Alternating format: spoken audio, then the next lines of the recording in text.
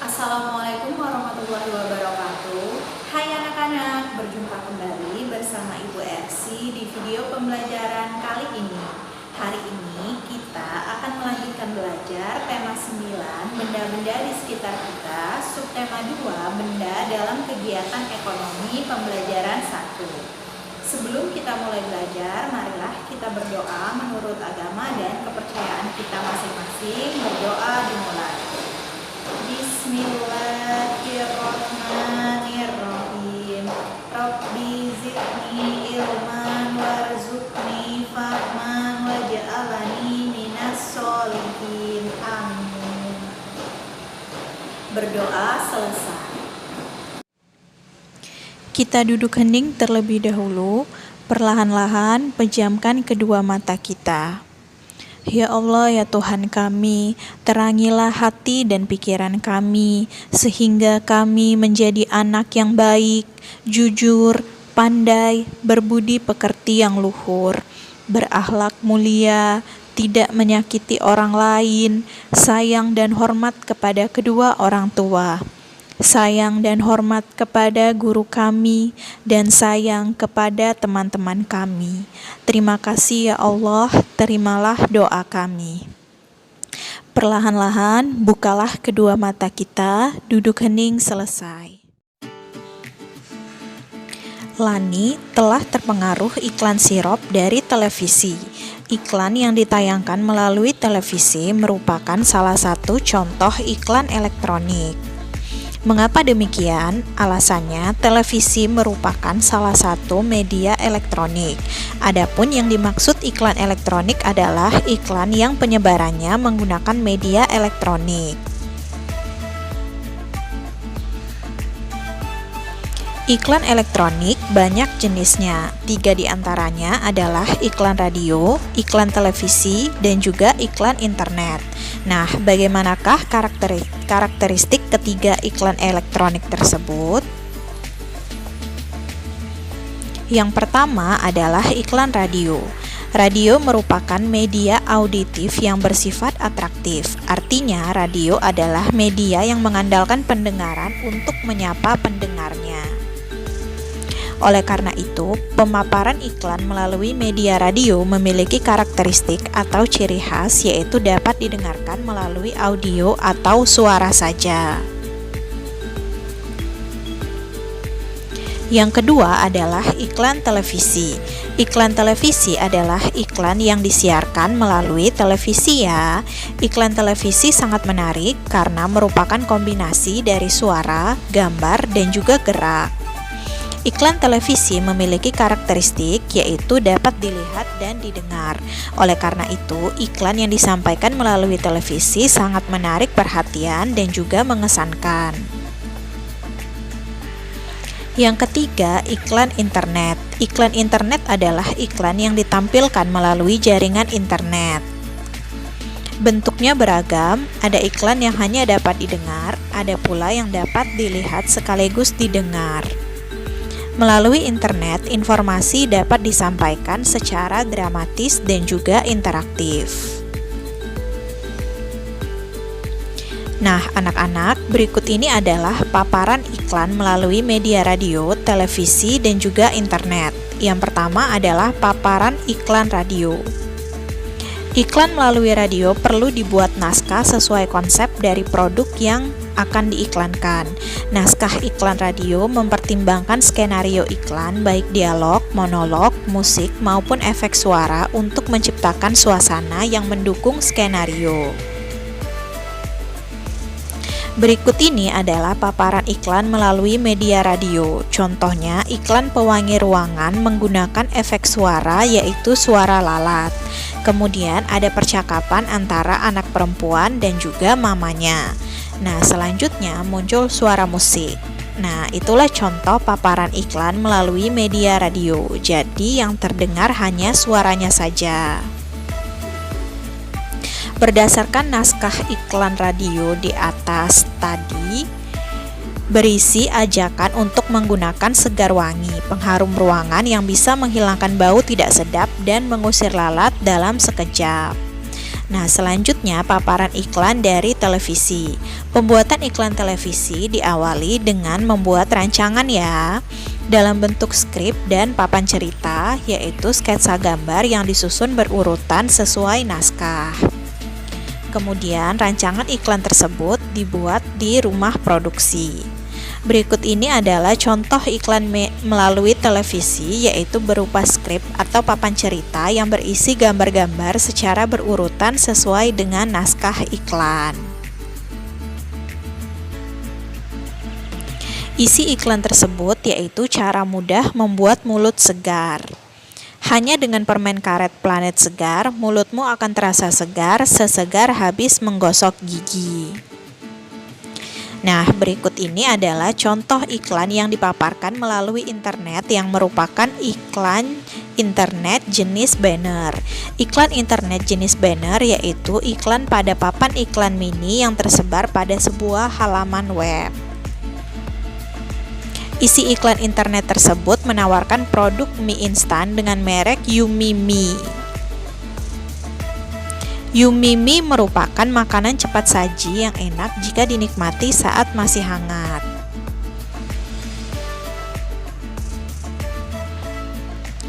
Udin menggambar air putih yang dikemas dalam botol. Siti menggambar minuman ringan manis, kemudian Edo menggambar secangkir kopi. Nah, anak-anak, amatilah gambar hasil karya Udin, Siti, dan Edo berikut ini ya. Nah, ini adalah hasil karya Udin, Siti, dan Edo. Mereka membuat aneka gambar minuman. Yang pertama adalah gambar Udin. Udin menggambar air mineral.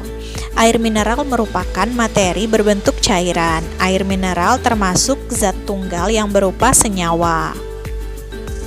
Air mineral tidak memiliki rasa dan bau. Air sangat penting bagi kehidupan manusia ya. Manusia membutuhkan 8 liter air mineral dalam 1 hari 1 malam. Nah, ini adalah gambar Siti. Siti menggambar minuman manis. Minuman ringan manis ini sama dengan air mineral ya. Minuman ringan manis adalah materi yang berbentuk cairan. Akan tetapi, minuman ringan manis bukan zat tunggal. Minuman ringan manis merupakan zat campuran homogen. Nah, yang ketiga ini adalah gambar dari Edo. Edo menggambar secangkir kopi. Secangkir kopi sama dengan minuman ringan. Secangkir kopi adalah materi yang berbentuk cairan dan merupakan zat campuran.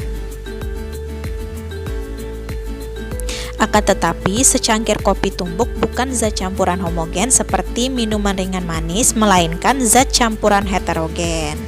Nah, anak-anak, kamu telah memahami tentang materi, zat tunggal, dan zat campuran. Apa sebenarnya materi, zat tunggal, dan zat campuran itu? Materi adalah setiap objek atau segala sesuatu yang menempati ruang dan mempunyai massa. Misalnya air, batu, pasir, tanah, kayu, besi, emas, plastik, dan oksigen atau udara. Materi dibedakan atas zat tunggal dan zat campuran. Zat tunggal atau disebut zat murni adalah zat yang komponen penyusunnya hanya satu zat atau materi. Zat tunggal dapat berupa unsur dan senyawa. Unsur adalah zat kimia yang tidak dapat dibagi lagi menjadi zat yang lebih sederhana. Ada 2 jenis unsur, yaitu unsur logam dan non-logam. Senyawa adalah zat tunggal yang terbentuk dari beberapa unsur. Contohnya, unsur senyawa adalah garam, air, dan gula. Selanjutnya, berikut ini adalah zat campuran. Zat campuran merupakan zat yang komponen penyusunnya terdiri atas 2 atau lebih zat atau materi. Berdasarkan sifatnya, zat campuran terdiri atas zat campuran homogen dan zat campuran heterogen. Zat campuran homogen adalah campuran yang terdiri atas dua materi atau zat yang dapat menyatu secara merata. Contohnya sirup atau campuran gula, pewarna, dan juga air. Selain itu, contoh lainnya adalah larutan oralit yang merupakan campuran air dan garam. Selain itu, ada juga udara yang merupakan campuran dari gas-gas. Nah, kemudian zat campuran heterogen yaitu campuran yang terdiri atas dua zat atau materi berbeda yang tidak dapat menyatu secara sempurna. Contohnya air kopi tumbuk, air dengan tanah, dan juga air dengan minyak. Mereka tidak bisa bercampur secara sempurna dan merata ya. Nah, anak-anak, selanjutnya ayo kita berlatih. Buatlah kesimpulan tentang materi berdasarkan uraian di atas tadi. Buatlah kesimpulan dalam bentuk bagan tentang materi lengkap dengan jenis materi berdasarkan komponen penyusunnya beserta contohnya. Bentuk bagannya seperti berikut ini ya anak-anak. Kalian tuliskan materi. Dibagi menjadi zat tunggal dan zat campuran. Zat tunggal terdiri dari unsur dan senyawa. Kemudian zat campuran terdiri dari campuran homogen dan heterogen. Contoh unsur antara lain oksigen, nitrogen, karbon, dan hidrogen. Contoh senyawa ada air, gula, dan garam. Contoh zat campuran homogen ada sirup, oralit, dan juga udara. Sedangkan contoh zat campuran heterogen ada air dan kopi, air dan tanah, dan juga air dan minyak. Nah, anak-anak, itulah bagan tentang materi yang berupa zat tunggal dan zat campuran ya. Semoga kalian bisa lebih memahami. Selanjutnya, ayo kita mencoba. Kamu telah mengetahui adanya zat campuran homogen dan zat campuran heterogen. Apakah kamu sudah bisa menuliskan perbedaan antara campuran homogen dan campuran heterogen? Coba sekarang lakukan percobaan di bawah ini ya. Selanjutnya, berdasarkan hasil percobaanmu, tuliskan perbedaan-perbedaan antara zat campuran homogen dan zat campuran heterogen. Lakukan percobaan membuat larutan air gula dan air kopi ya. Adapun bahan dan peralatan yang harus dipersiapkan sebagai berikut. Yang pertama, peralatannya siapkan gelas plastik transparan dan juga sendok plastik. Bahan-bahannya air, gula putih, dan juga kopi bubuk. Langkah-langkah percobaan sebagai berikut ya. Percobaan pertama, masukkan air ke dalam gelas plastik transparan. Selanjutnya, masukkan gula putih ke dalam gelas yang sudah berisi air. Aduk gula hingga larut dalam air, diamkan beberapa saat. Kemudian, percobaan kedua, masukkan air dalam gelas plastik transparan. Selanjutnya, masukkan kopi bubuk ke dalam gelas yang sudah berisi air. Aduk kopi hingga larut dalam air dan diamkan beberapa saat ya. Yang ketiga, bandingkan hasil kedua larutan bersama teman satu kelompokmu. Lalu, buatlah laporan hasil percobaanmu itu dengan menuliskan hal-hal berikut ini. Tuliskan nama anggota kelompok, lalu tuliskan percobaan yang dilakukan, dan jangan lupa tuliskan alat bahan yang digunakan, serta cantumkan dan laporkan hasil percobaan kalian. Kemudian yang terakhir, kalian bisa presentasikan laporan yang kalian buat itu ya. Kemudian, kumpulkan hasil laporan kepada bapak atau ibu guru. Nah, anak-anak, kalian bisa menuliskan laporan pada kolom berikut. Ini adalah contoh laporan hasil percobaan. Dituliskan anggota kelompoknya ya, isi dengan nama anggota. Lalu percobaan yang dilakukan yaitu membedakan zat campuran homogen dan heterogen. Lalu tuliskan juga alat percobaan serta bahan-bahannya. Jangan lupa tuliskan hasil percobaan yaitu perbedaan antara larutan gula dan larutan kopi. Sifat larutan gula akan tercampur sempurna, sedangkan sifat larutan kopi tidak tercampur sempurna. Nah, anak-anak, kesimpulannya larutan gula merupakan zat campuran homogen, sedangkan larutan kopi merupakan zat campuran heterogen.